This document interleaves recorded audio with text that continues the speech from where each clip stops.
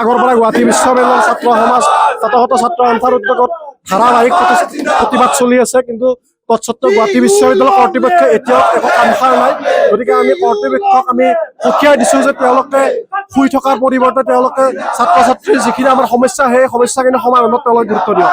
আমি কেইটামান সমস্যাক লৈ বাৰম্বাৰ কৰ্তৃপক্ষক কৈ আহিছিলোঁ। যোৱা বিগত 3 দিন ধৰি আমাৰ ছাত্ৰ সমাজ ইতিমধ্যে প্ৰতিবাদত আছে আৰু আজিৰ পৰা গুৱাহাটী বিশ্ববিদ্যালয়ৰ স্নাতকোত্তৰ ছাত্ৰ সন্থাই আমি যোগ দিছোঁ আৰু দি পেলাই আমি কৰ্তৃপক্ষক সকীয়াই দিব বিচাৰিছোঁ যে তেওঁলোকে গুৱাহাটী বিশ্ববিদ্যালয়ত হোষ্টেলৰ সমস্যা সমাধান নহ'ব বা গুৱাহাটী বিশ্ববিদ্যালয়ত ফি ৱেইভাৰৰ সমস্যা সমাধান নহ'ব, আমি কিন্তু মাতি যাম, আমি কেতিয়াও চুপ নহওঁ।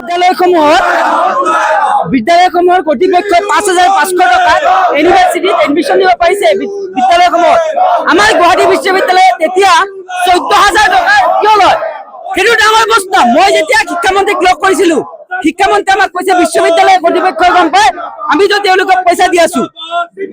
আন সময়ত কলেজসমূহত ফ্ৰী এডমিশ্যন দিয়ে, ছেম শিক্ষা পায় আমাৰ গুৱাহাটী বিশ্ববিদ্যালয়ৰ ছাত্ৰ ছাত্ৰীসকলে আৰু ছেম শিক্ষা পায় কলেজসমূহে। কিয় আমাৰ কৰ্তৃপক্ষ নোৱাৰে? সেইটো ডাঙৰ সমস্যা আৰু ডাঙৰ আমাৰ প্ৰশ্ন। আমাৰ বিশ্ববিদ্যালয়ত কিমান ছাত্ৰ ছাত্ৰী আছে, থাকিবলৈ তেওঁলোকৰ আৱাসৰ অভাৱ, আৱাস নিবাসৰ অভাৱ, হোষ্টেলৰ লেট্ৰিনত টেপ বেয়া, হোষ্টেলত ৱাইফাই নাই।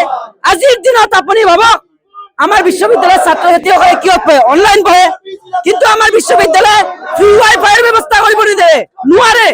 100টা সমস্যাৰে জৰ্জৰিত আছে এই বিশ্ববিদ্যালয়। গতিকে আমি অতি শীঘ্ৰে এই সমস্যাসমূহ সমাধান বিচাৰিছো কৰ্তৃপক্ষৰ আগত।